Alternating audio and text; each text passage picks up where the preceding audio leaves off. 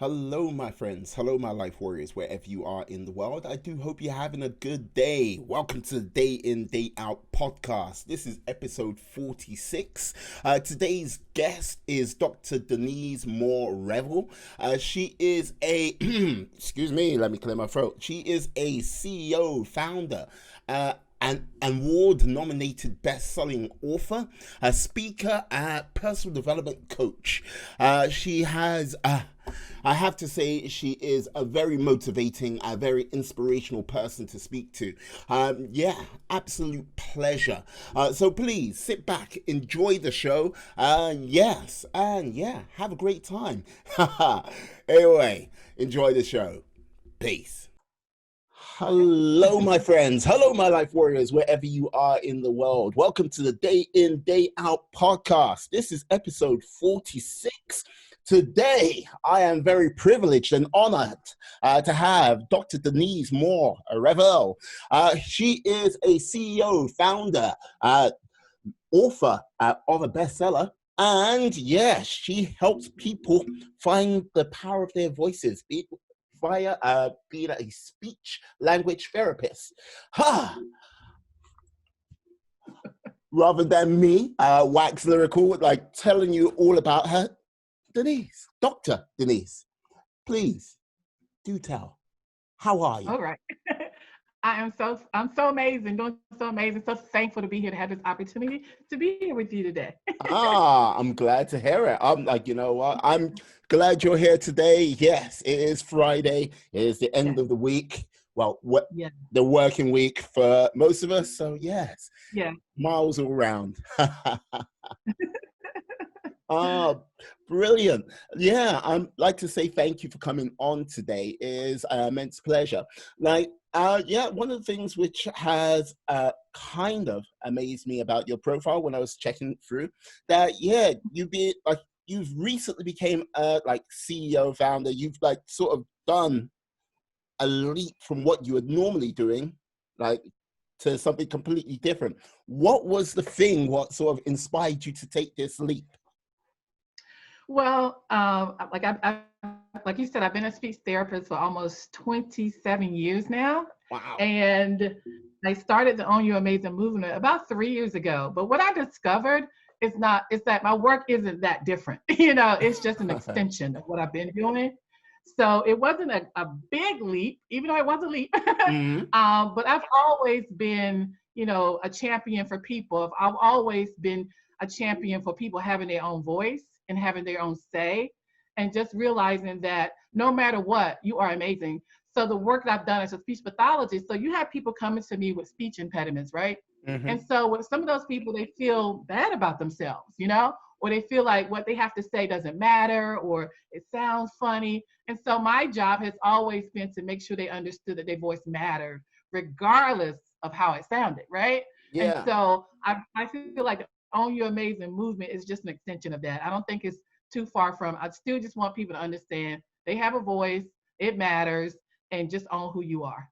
Mm. Yeah, like because 27 years of like basically helping people with their voices, getting it out there. Because like it's one of those things I think we always take for granted. Like, yeah, Yeah. just talking, talking away, talk, talk, talk, talk, talk. It's one of those things when you get the talking bug at that young age, all the way until like you pass, you'll be talking. And when like someone can't do that, something which it's so second nature, you don't even think about it. Yeah, it's Yeah. very hard and difficult, I imagine. Someone who doesn't have that access, and helping them find that is, yeah, amazing. And I particularly work with young children right now in my career Mm, because I want to make sure that they have a good foundation and a good sense of who they are yeah, and a good sense of feeling good about who they are yeah. and not allowing this particular speech impediment stop them. So I tell people it may be a speech impediment for this person, but it may be something else for me or maybe something else for you, that we have to understand that no matter what, we are perfectly imperfect. We are good. We are exactly who we need to be, and we need to honor that, and we need to celebrate that. Mm. And like with regards to like celebrating that, how like I know people are different in every way. Like from each other. But what have you found has been some of the celebrations which has sort of touched you the most? What's been some of the what now? Celebrations, people have done. Celebrations. Wow, so many. you know, Ah, sometimes it doesn't have to be big things. It can be just little things. mm, You're just celebrating your own little personal wins. I'm all about the small wins. Just being able to face fear. yeah. And be courageous and speaking up. And being able to share your voice and be able to share your ideas with people. So I believe, it's a daily celebration if we choose to celebrate it. It doesn't have to be this big parade every day. Some days it's just being able to show up and speak up. That's reason to celebrate, because some people Mm, have struggled with doing that. yeah. Yeah. Yeah, no. uh, yeah, with regards to like the small celebrations, like yeah, I think it is important because yeah, got to remember a brick is a brick, but when you get that brick, put it together, arrange it, Yes. build. Before you know it, you've got a house, you've got a wall, you've got a bridge, you've got a whole array of things. It just comes down to how you like put that one victory, put that one celebration, put that one step forward, and that can lead you to great and wonderful things. I learned that early in my career as a speech therapist. Mm, When I first started, I was working with a lot of children who were nonverbal, didn't okay. have any words, none. And so here I was, fresh out of college, had these grand ideas. I was going to change the world.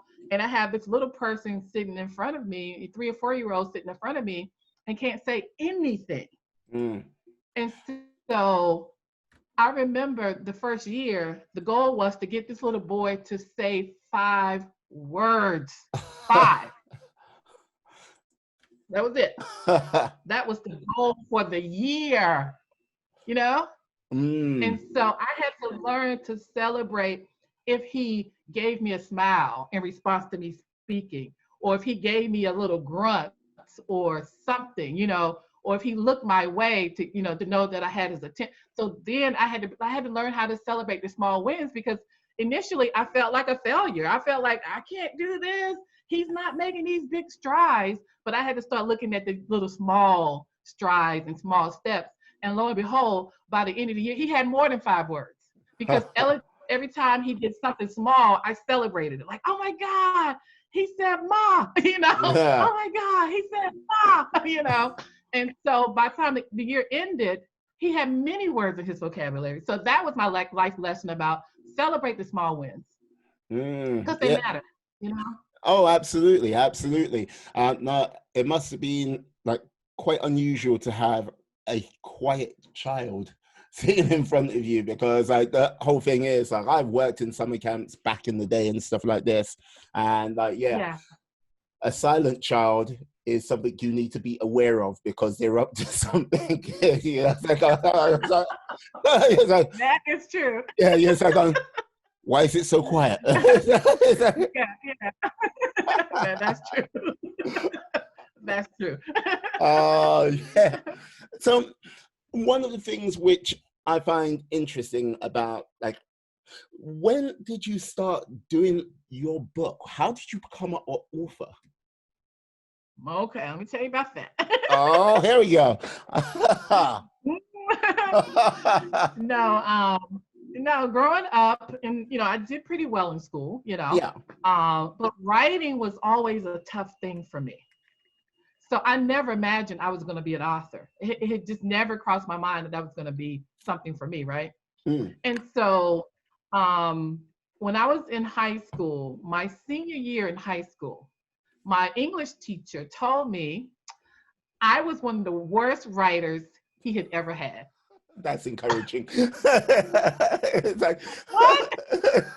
it's And like, mind you, he had been teaching for years. yeah, it's like, why, And I was like, oh my God, you're kidding me, right? And so it really, really, really messed with my self-esteem when it came to yeah. my writing. I've Mm. always done well in math and science, all those kind of, but writing was a little tough for me. I can talk, but writing tough. So when he said that, it really undermined my confidence in my writing. So fast forward, a couple of years ago, someone approached me about writing a book. I was like, oh, I can't write a book. I'm not a good writer. I'm not a good writer. I can't do that. Mm. What do you mean write a book?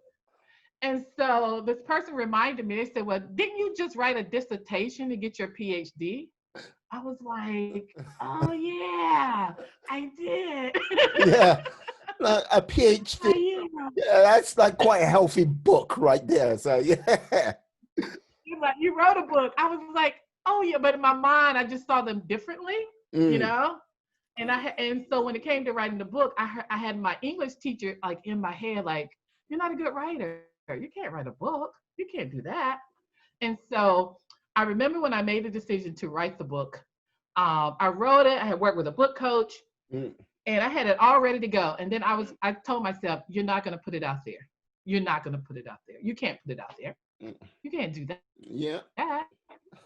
And so what got me was I said, okay, I had a conversation with God. I said, okay, if I can help one person with my book, it'll be worth it.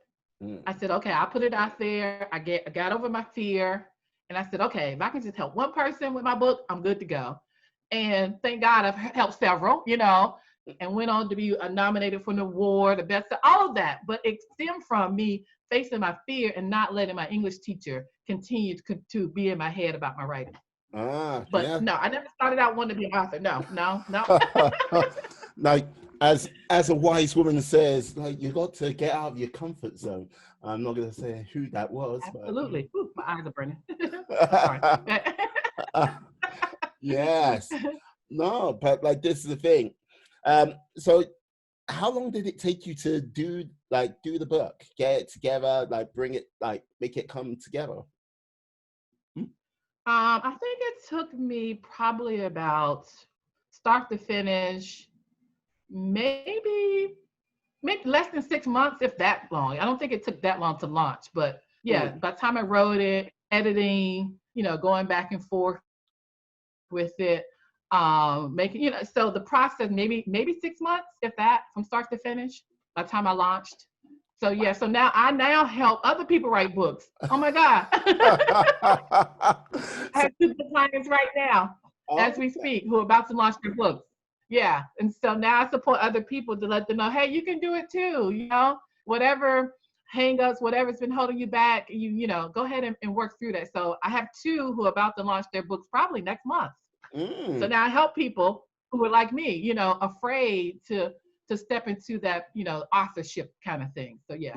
Yeah, like this is the thing. I get this like I've watched one or two of your videos on Facebook, and like I've got to say, yeah, your Uh-huh. like sort of daily, like not daily briefings, your Tuesday and Thursday briefings. Yeah, Uh-huh. Yeah. very like Yeah. very positive energy. Like you know what I mean, always sort of like help like people telling people to go forward in their lives Yes. or else. Um, but yeah, I'm liking it. I'm liking it a lot. So Yeah. like you went from like basically therapist to author Mhm. and now book consultant. That is quite trippy, to say the least. Like, so with that, is that how you sort of drew everything to like? Was it the book what came first, or was it then helping ladies like find their voices out there? I think it was helping ladies find their voices first because I started the movement 3 years ago, and I think I wrote the book almost 2 years ago. So the movement started before the book. Mm, Again, someone was like, "Hey, you should write a book." About. I was like, "No, I'm good. That's okay." And I was like, "Well, maybe. Okay, I'll give it a shot." So it was me helping the women, and yeah. then the book is like a tool that can be used. I can't work with everybody. I can Mm. work with some people, but the book could be like a tool to help people get started on this journey of owning their amazing. Mm. And with owning their amazing, what is like, how does that sort of, excuse me, owning their amazing is the book, but with regards to the work you do with the ladies, how does that work out? Is it just through video? Is it through like meetings or briefings? How does it work? All of that. All of that. So I do coaching. I do private coaching. I do group coaching. I've hosted workshops where women come together and we talk about just the foundation of what it means to own your amazing. In a couple of months, I'm going to be doing a one-day conference. So it's all of that. It's a compilation of all of those things where I'm just trying to reach people, reach women particularly. I Mm. have some men that come along for the ride, Is that, all right. but mainly women. I was interviewed a couple of weeks ago by this other guy. He was like, "What about the men? You talk about women." He's like, "Why do you speak to women?" I was like, "I'm a woman, for one." Let's start there. I'm a woman.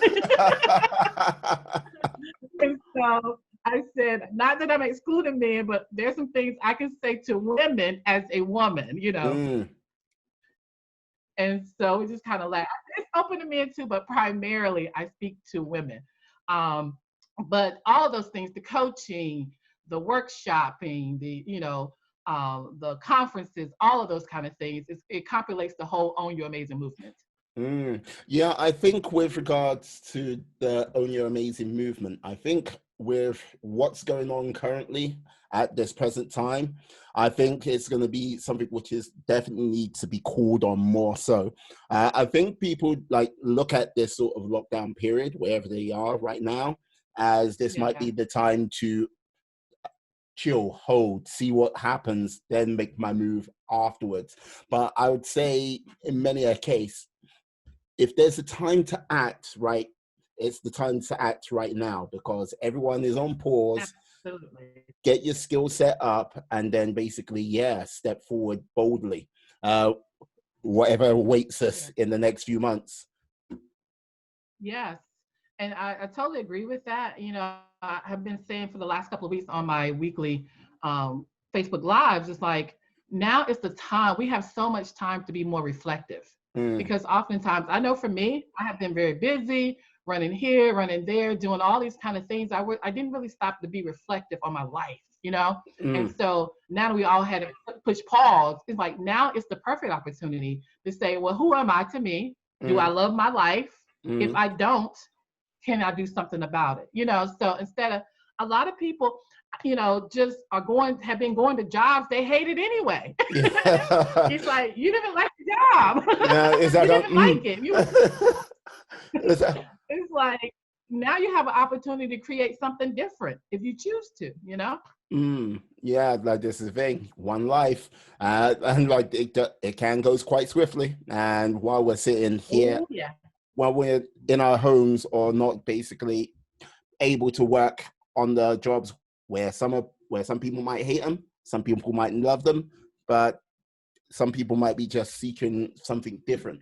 And if they are seeking something different, now is the sort of time where I go, yeah, it can be taken away from you.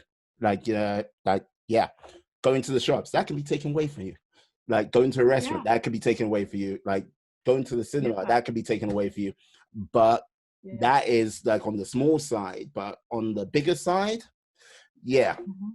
we are finite. We are not here forever. And do a little bit more living and get to a little bit more doing rather than sitting, I say. Yeah.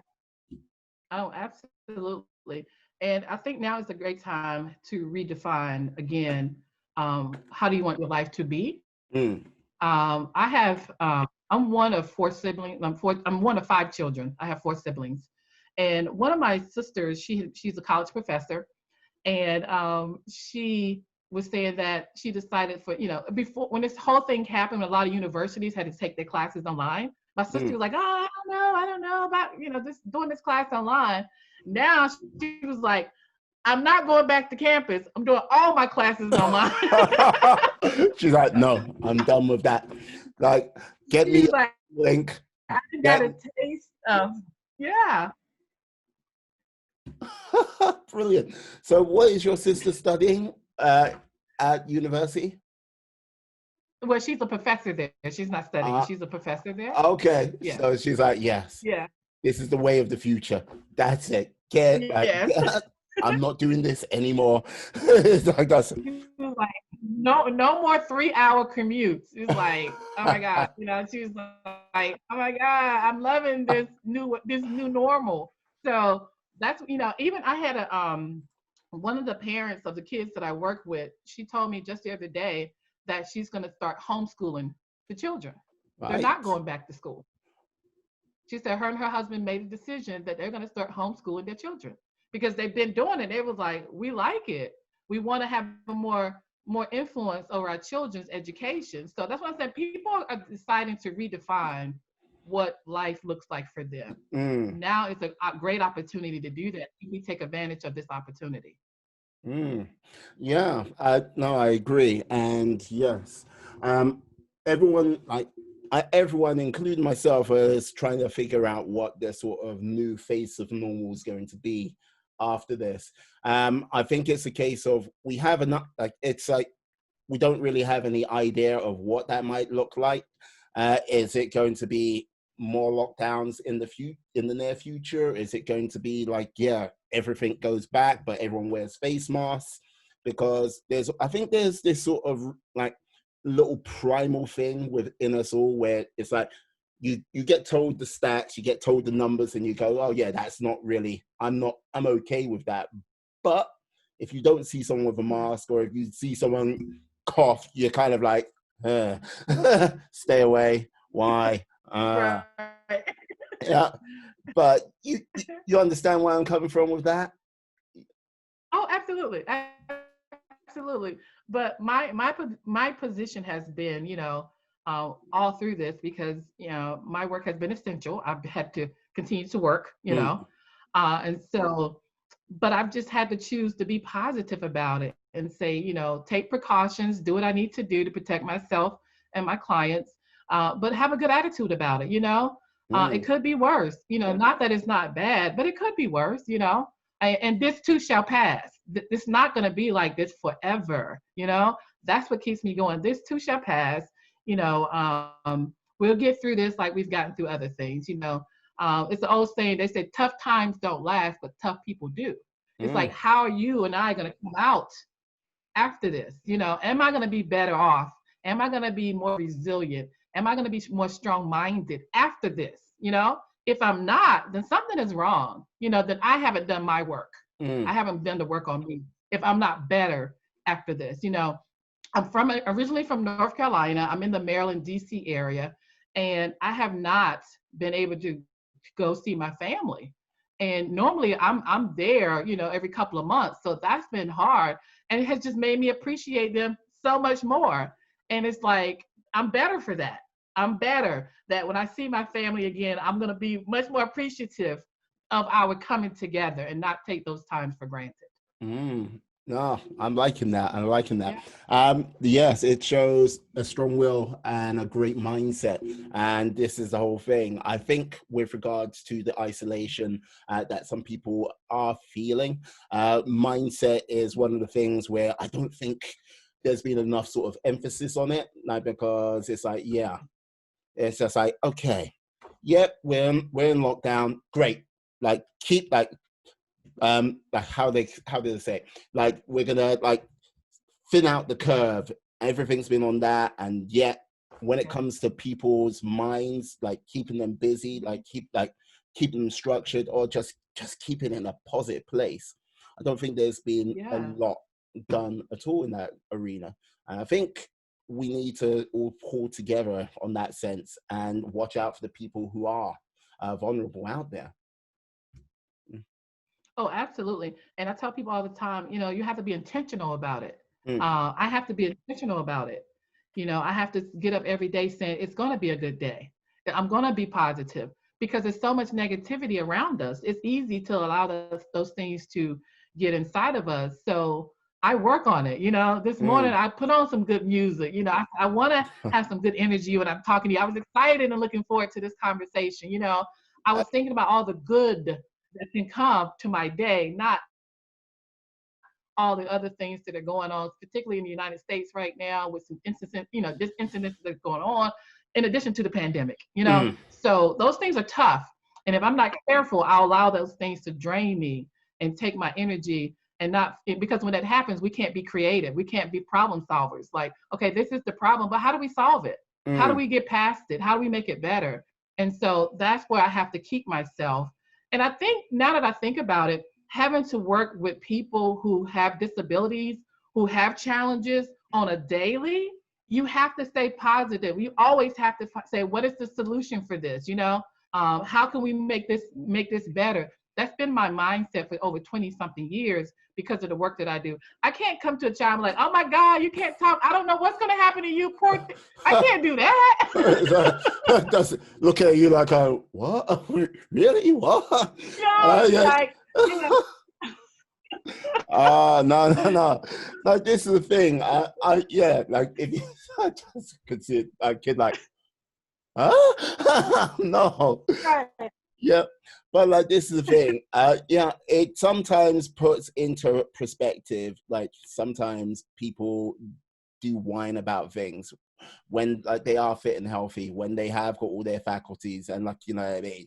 Sometimes Yeah. it's just they just need to get off the couch, take 2 steps forward, and their life would be 20% better.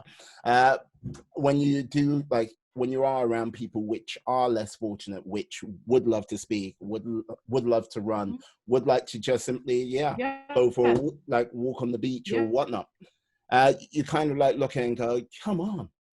I should stop my whining. Right.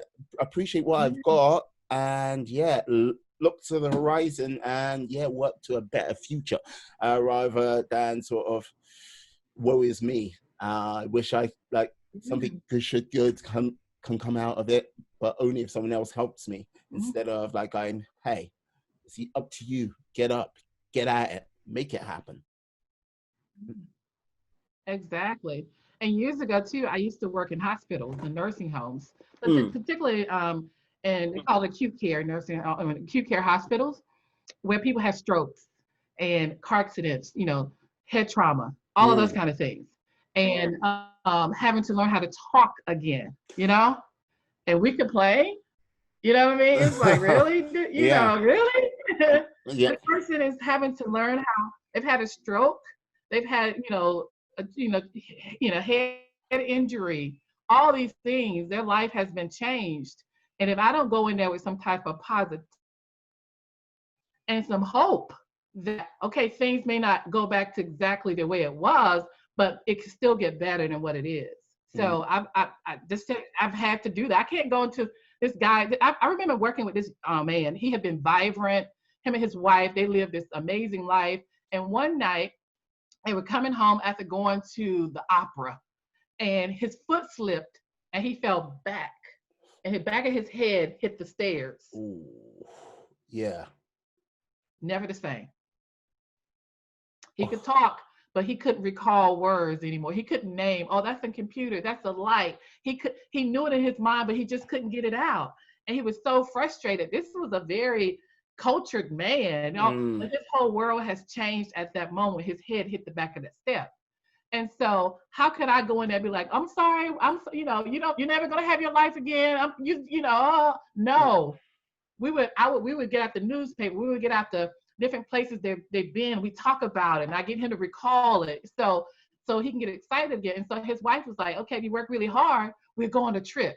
You know what I'm saying? Your life doesn't have to stop, but this is how we're going to make it better. So that's the attitude I think we all need to have. It's like, how can we just look at the situation?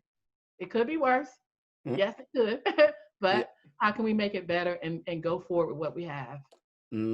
Yeah, but like this, like, from what I'm hearing from how you're speaking, like, the words are like quite true and clear. Yeah, look, you've got to work at it. You've got to keep pushing, and don't expect things to be handed to you, because if you don't work at it, you don't push for it, and you expect that handout, it won't happen. It will very rarely happen. So it's like, if you want better things in life, get with the hard work, be dedicated, and have faith and believe in yourself. Because I think it's a case of, there are many people out there who I think want to do great things, but yet they miss they have two things where like they will work hard for it, they'll push themselves, but they don't have that faith or belief in oneself to Yes. make them go forward, to basically believe in that dream, to help them get a lot further, push a lot and push on. And when that's missing, you're like going, yeah, you almost had it. You almost had it. But yeah, it just faded away. Like something I was watching earlier this week, uh, The Last Dance, the Michael Jordan documentary. Uh-huh. Uh-huh. Uh-huh. Now, oh god, like this is the thing. Like Michael Jordan, like this is the thing. When I was like young in the 90s, like watching like here in the UK, like Michael Jordan crept up and basically became like the face of sports everywhere. And you kind of like went, oh yeah, it's amazing. And you look at his physicality Right. is one thing. You go, right, yeah, he's a physically most probably the perfect person to be in his position, playing what he does. And you go, right. You look at the team. The team was built around him, and you got all these players, and like, yeah. And then it was just like, yeah, that team should win all the time, but why doesn't it? And you're like, oh, wait a second, what is that missing ingredient? And for the longest time, you Mm-hmm. didn't know. Like, look, there will be some people what look at Michael Jordan after watching this documentary and go, "Oh my God, you're a tyrant. You are a terror. Oh my God!" But Yeah. the mindset, the belief in himself, which he then basically um, instilled in some, imposed on the others, and like it just basically took it forward. And you went, "Oh my God!" That's like it led to something sensational. But other people decided to tear that down, and it just amazes me. Like, Like, yeah, why? yeah, yeah. It is very. It's a very. How can I say? It's very unusual to me when people do that, because like with like what you do, you encourage people and you like basically instill belief Yeah. into people. You like there are many people you would say, yeah, that's a dime a dozen, but it's not true. Like you got some people which do that, but for the most part, if someone wants to push forward, or if someone wants to grow, there are many people which will get in the way of that growth. There are many people who will stop that push forward. Sometimes it comes from a place of caring, and Yeah. sometimes it comes from a place of, yeah, Mhm. not so much of a good place. But like with that, what do you say to people with who often face that? Well, I mean, that's the nature of what I do in terms of even my coaching. Like I said, I have a client later on today who wants to start a business. Mm, And um, she's brilliant. You know, she has everything she needs to be successful at this business. And so when we had our initial conversation, I said, "So what's been stopping you? What stopped you? I mean, you sound like you have everything you need in order to get this thing off the ground. What's been mm, stopping you?" And she was like, "Fear. That's it. And that's all. Fear." And I was like, wow, And yeah. I said, that's what's stopping most people. But the fact that she was so self-aware of that. And so it's the whole, like you said, the mindset thing. It's not that she doesn't have the skill set. Mm, She's educated, she has the skills and all those kind of things. But she said, I just really been afraid to put it out there as a business. I'm not sure I can do it. I don't know if it's gonna be good. All those things we tell ourselves to stop us mm, from moving forward. And so part of what I tell her to do, I said, we're going to work on business strategies. I said, but the large part is going to be mindset. mm, It's going to be mindset. It's like you have to have the right mind to say, I'm going to do this and I'm going to be successful in it. I believe enough in myself that I can do this. And a lot of times we just don't have that self belief that we're capable. One of the things I also talk about is the power of identity. Who are you for yourself? mm. And a lot of times, like I said, I saw her brilliance. I Yes. saw her skill set. I saw like, wow, my God, she can do this thing. But she didn't see it.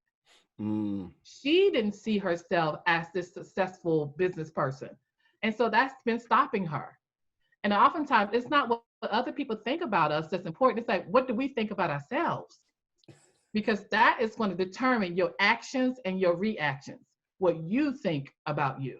Mm. Because I can think you're brilliant, I can think you're amazing, but if you don't think that about yourself, you're going to play small. And guess what? That's what happened to me. That's really how Own Your Amazing got started. I want to kind of talk about that for a second. I Yeah. had gone to a weekend retreat with my business coach at the time. And so it was my time to sit in the front of the room with the attendees. And so as soon as I sat down, I started crying. I'm like, ah! And she's like, why are you crying? I was like, I don't know. Like, I don't know, all of that. And so one of the attendees who was there, she said to me, she said, oh, I know what's wrong with you. And mind you, I had just met this lady the day before. And I'm thinking in my mind, you don't know me. You do not know me. You don't know anything about me, Like, you know what's wrong with me? No, I don't think so. Please go away. So I was thinking, you don't know me. You don't know anything about me. But what I said was, oh, okay. What is it? If you said it with that tone. I did. Okay. I'm like, okay, what is it? Oh. I could see people just like, let's take a step back. Right. I was like, oh, okay, what is it? And so she was like, you're smart, you're brilliant, you're talented, you all these amazing things. She said, but you don't own it. You need to own your amazing. Stop playing small and stop apologizing for who you are. I was like, that's it. Oh my God.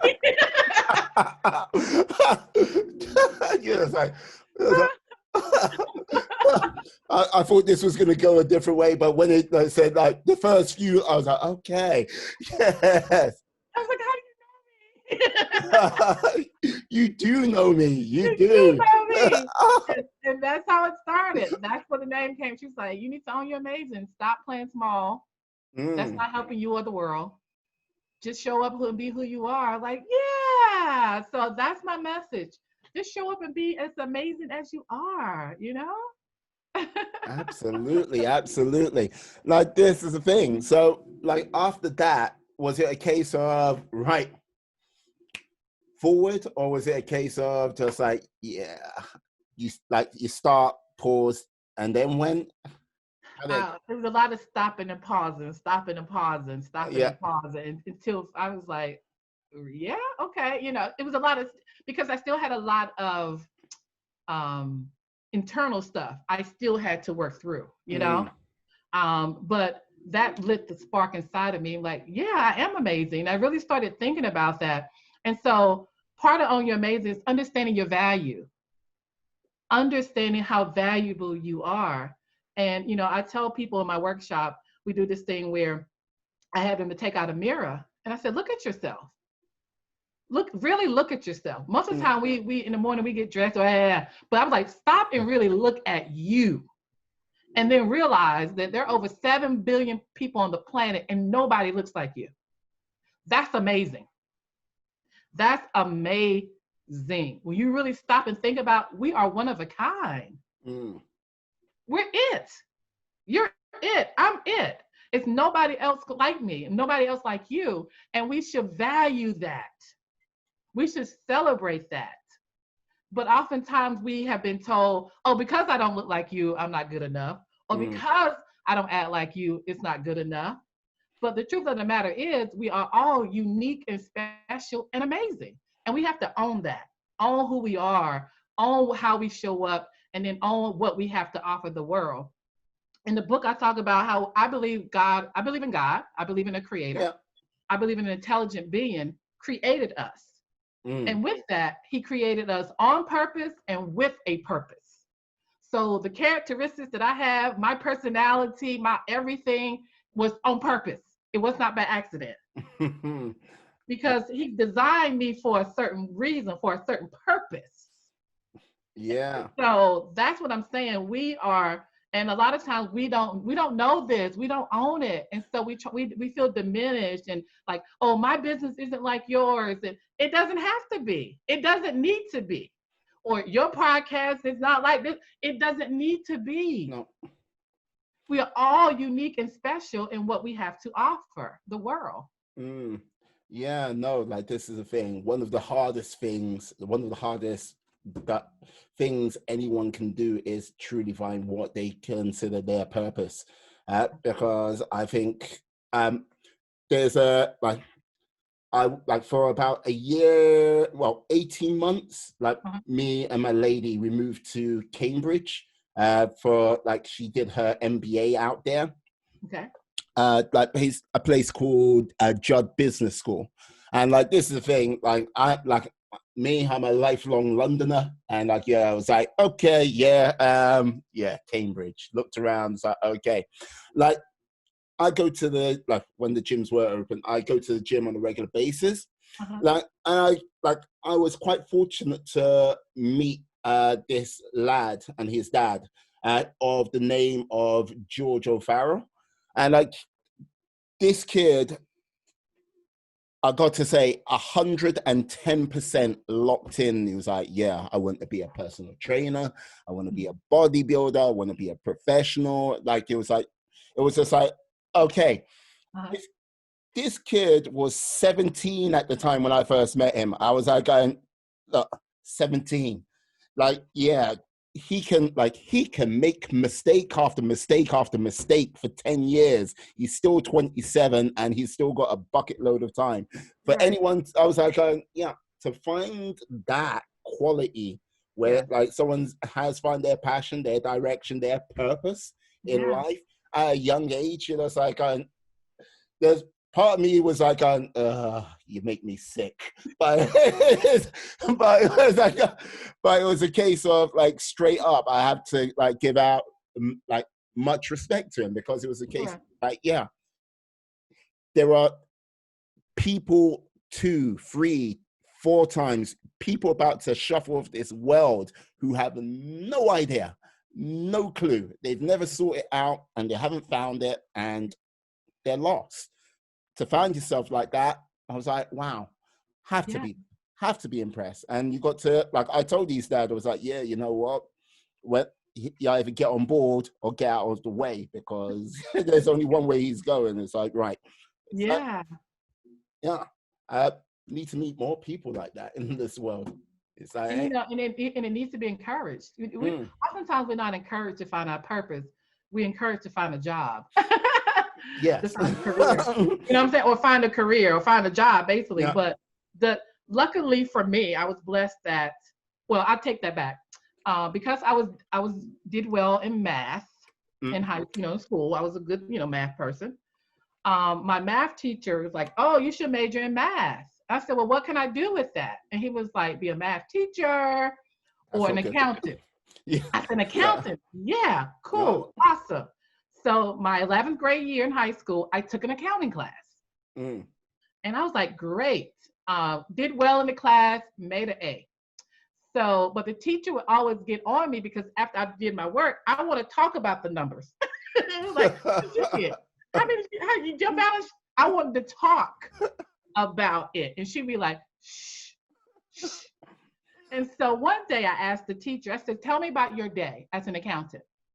I know you come here and teach us, but what do you do outside of here? So she's like, I work in my office and I have, all of it. I said, so when do you get to talk to the people? Who do you talk to? And she was like, well, nobody really. I was like, I don't know if accounting is for me. I like to talk to people. He's like, my mom was like, I came out the womb talking. So I'm like, that's not a good career for me. But I'm glad I recognized it because I was headed down that path to be an accountant. Because it was a great job, a great career, but it didn't align with who I am. Like, I like people, I like creativity, I like to connect, I like to do things, and that just didn't align with me. But that was not, I was told to get a good job, not to see what aligns with who I am and what I love to do. So we need more people doing that, and especially telling kids at a younger age, well, what is it that you love? what is it? Don't worry about how much money you can make at it, but what are you passionate about? What do you feel like you can make a difference in? So to find speech pathology, to find it, I was like, I get paid to help people learn how to talk as much as I like to talk. Yeah. I think you found the right profession I for it. like, and I get to help people. I like to counsel. I like to talk to people. I like to coach. I was a cheerleader. This all what I'm doing aligns with who I am. Yeah. Yeah, no, that's great. I'm loving that. Yeah, because like I agree. Like I think like yeah, I think when people went, yeah, you need to just find a job. Like I think this is conversations where you're talking about like the 80s back to like basically up to the Second World War, maybe beyond that, where you get a job and you're in that job forever, like, what I mean? That's it. You are you got a lifetime guarantee job. Like you're not going to get fired. Nothing's going to happen. That's it. Like now where things are, let's just say a little bit more fluid. You can't, just saying I'm going to do a safe job. No, because honestly, there is no such thing as a safe job. I don't think there's been any such thing as a safe job since like tail end of the 90s and like coming forward. Yeah, you go right. So like chase some of your passions, chase some of your dreams. Like if you're gonna fail at something you want to do rather than like doing something else what someone else wants you to do. That's what I say. Yeah, I remember when I started my speech therapy I have a private practice, my own company, right? And I had been working for other people for about 10 years. And I remember I was like, hey, I'm going to strike out. I'm going to do it myself. I'm going for it. Right. And I remember my dad, comes from that generation you talked about you getting the job, you get a good job and you keep that job forever.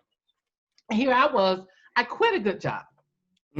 I was a supervisor. I was a manager over a team. So I had the position, I had the title, I had the office, And so, but I was like, but I want to do my own thing. I want my creative freedom. I want my freedom to do it the way I want to do it, right?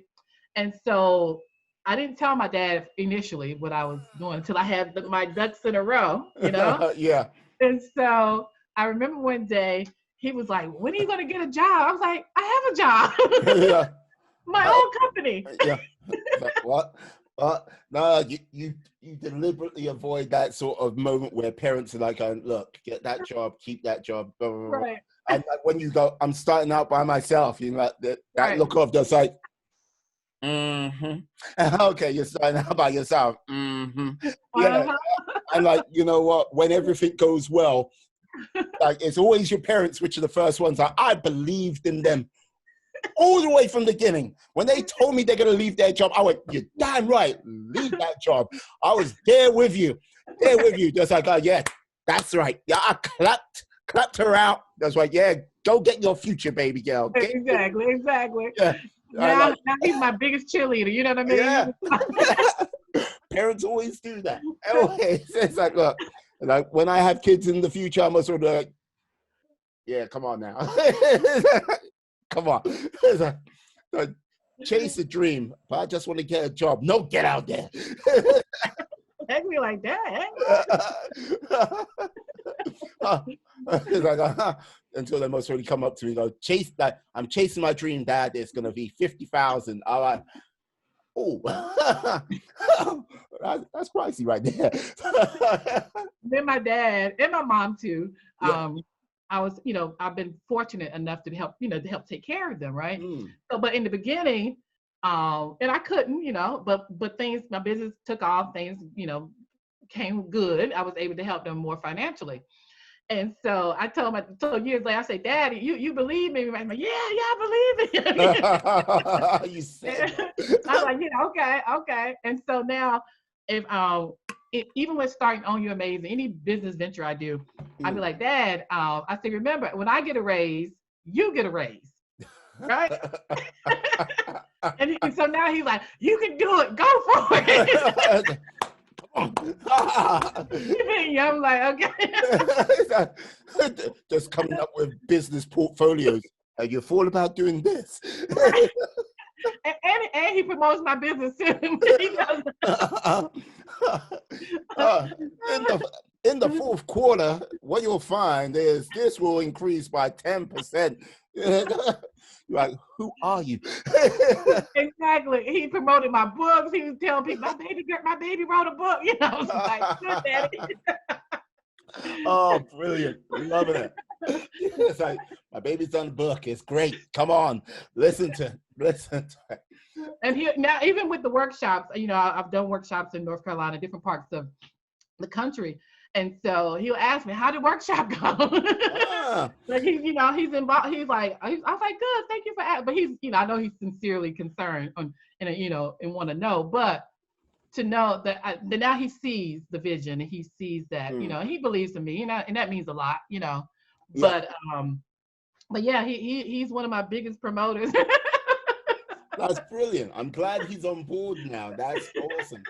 Like, yeah, with regards to workshops, Sure. how are you bringing people together now? Is it over Zoom or is it over Teams? How's that working? Oh, let me tell you about that. Again, we talked about being able to pivot, being able to go and be creative. So back in April, I was supposed to host a in-person workshop in North Carolina. Well, of course, with everything happened with the COVID, so I had to reschedule. I had to cancel it basically. And so I was like, well, now what? So about 2 weeks ago, I hosted my first virtual workshop. Oh my God. Loved it. So of course, I'm going to be doing more virtual workshops. Oh, excellent. And were you using Zoom? I use Zoom. Yeah, I use Zoom. Okay, yeah, no, because this is the thing. Don't think it's like, let me see, I've got the full version and I'm on the sort of second package, but that's like hosts, like I can, if I really wanted to, I can host up to 150 people, something like that. Yeah. It was great. It was really great. I had people from all over the country. Now, it was like, oh my God. Whereas when you do it in person, you can kind of get people, in that local area. But because it was on Zoom, it was virtual, it was people from different parts of the United States. Well, I'd say you should think bigger, my friend. Think bigger. I am. Oh, here we go. Oh, here we go. Yeah. So yeah, I'm excited. I was really excited about that. So I'm the plan is to host another one next month in June. Yeah. Okay. And with that, is it going to be a case of, are you going to extend your reach outside of the US as time goes on? Or is it a case of you're just keeping it like US centric right now? You know what? I'm glad you asked that. My vision, my dream, my hope is that the Own Your Amazing movement is global. It's global. Again, I was interviewed a couple of weeks last month from a guy in Malaysia. He asked me the same thing. He's like, can people in Malaysia be included? Absolutely. Absolutely. I was supposed to be speaking in Canada in a couple of months. Absolutely. Everybody. I want everybody to own their amazing, So no, it's not just a United States thing. This is a world thing. We all need to own it. We all need to understand we're valuable. We all need to live on purpose, and we all need to share ourselves with the world. That's the movement. Excellent. Yep. So I thank you for this opportunity. I mean, the fact that you're in the UK, I'm excited about that. It's amazing, But put it this way, I'm just here to help people get their voices out there, help them get that little bit more reach. And like one of the things why I'm doing like podcasting right now is as time goes by, like in your sort of teens, you talk to everyone. Like in your 20s, you're out there meeting everyone. When you get in your 30s, not so much being proactive, going out there and anything like that. Me, I'm in my 40s now, and it's a case of, like meeting new people, talking to new people, like helping me sort of grow that through different conversations. Basically, it was like stopping. I could see it stopping, and next decade along, it'll just even be worse than that. So and going forward, who knows? I most probably like know 3 people and like, yeah, a shoe. It's like, what was that shoe? Okay, great. I'm like, but like the whole thing is I still want to push myself. I still want to grow. And like basically by talking to people, like a number of different people, unique people, great people, it helps me grow. It helps keep me inspired. And like, yeah, keep pushing forward. And if I can help get their stories, get their messages out there, yeah, I think I've done a small service. Like small beginnings, who knows where it'll lead. But yeah, Exactly. but How long have you done this? I have been. I started in October, but like it was a start, pause, and then basically that sort of got my first person as a guest on in November. Because when I started, I was like, yes, this is the Day In Day Out podcast. My name's Muradi B, and I'm here to tell you my thoughts. So it was me talking. I was like, I'm like talking into a microphone for half an hour, like going, no, I really need to talk to other people out there because no. Right. Yeah. So yeah, got this kicked off in November with my first guest, and like let's just say, oh yeah, it was a smooth transition into podcasting. No, it's like yeah, things didn't work. That didn't work. Like like put it this way, my first guest, they did the recording for me because everything on my side was just like, I was like sitting there, that's like, it's like, am I crazy for doing this? Am I like, am I insane? Should I be doing something else? Should I just leave it alone? And then, like, yeah, time goes by doing one after the other and like again and again and again, getting into the grind of it. Yeah. Making it happen. Like trying to source as many guests as possible so I can talk to them. Like, yeah, like look for the right guests, bring on like the right people. It's like, yeah, it's not easy. And like, if anyone says it was easy, yeah, like basically sourcing people, that's the hard bit. Like it's the bit which I dislike the most because you got to go, okay, try to get hold of people. Like, yeah, you send the message. Sometimes they come back, sometimes they don't, and you're like, oh, this person will be great. This person will be perfect, and that's like get ghosted. And then when you come on, when I'm fortunate enough to get people on like yourself, and we're having a conversation, I'm like, I've got to say, I'm very appreciative of it because hey, grateful because it's like, yeah, you've given up a little bit of your time. You're talking right now, and like, yeah, I'm hearing your story, and basically yeah, it helps enrich me. And I'm just like so filled with like, yeah, pride, joy, happiness. And like, yeah, I won't lie. And like, yeah, this part is the fun part for me. Yeah. It like brings a smile to my face. And like, yeah. So like, I encourage people to like, if they've got a good enough voice or they have that belief in themselves, like, yeah, do a podcast. And look, the whole point is, I think in this world today, with all the craziness which is going on, conversation is the thing what needs to be done a lot more. And look, there are too many people which, that small group of minority which scream and shout and like spew out that negativity out into the world.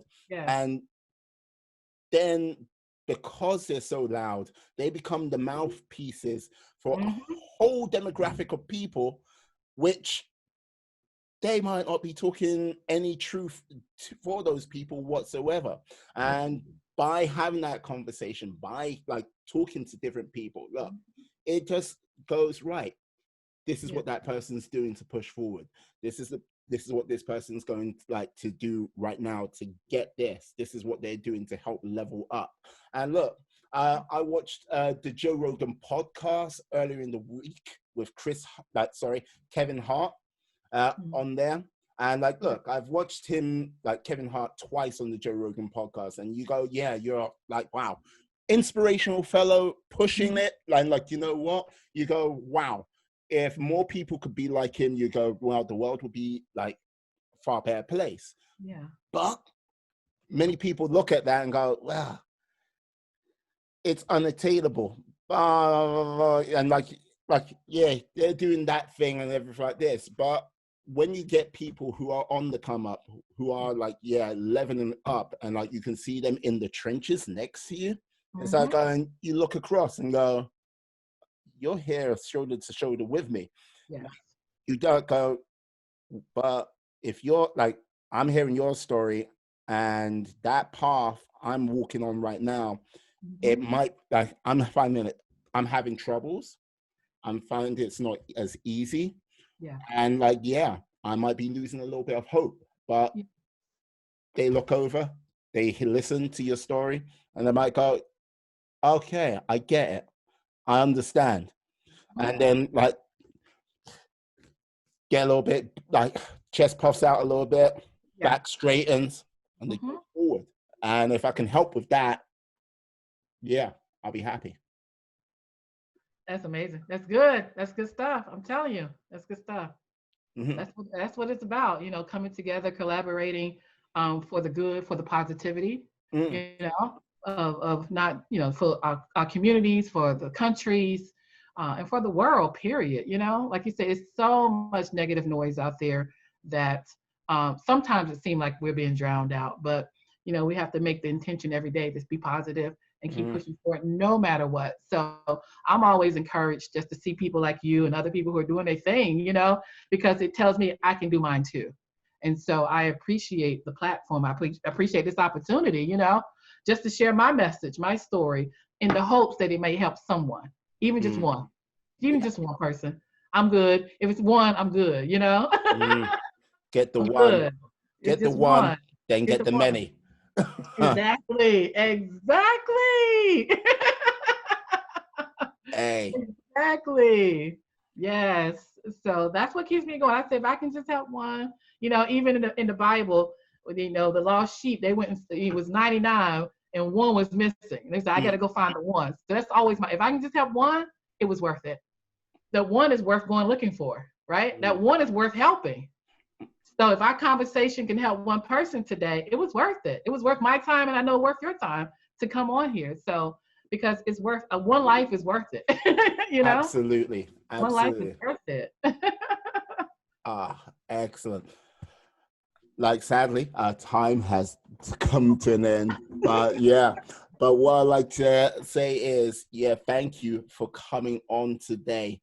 Let the people, let the lovely people out there know where they can find you on your social medias and such. Okay. Look, I haven't had my paper in front of me, so I'm like, I want like, like, where am I? Earth, planet Earth. Yeah. So I have a website. My website is ownyourAmazingNow.com. Yep. On Facebook, you can find me at Dr. Denise, Own Your Amazing.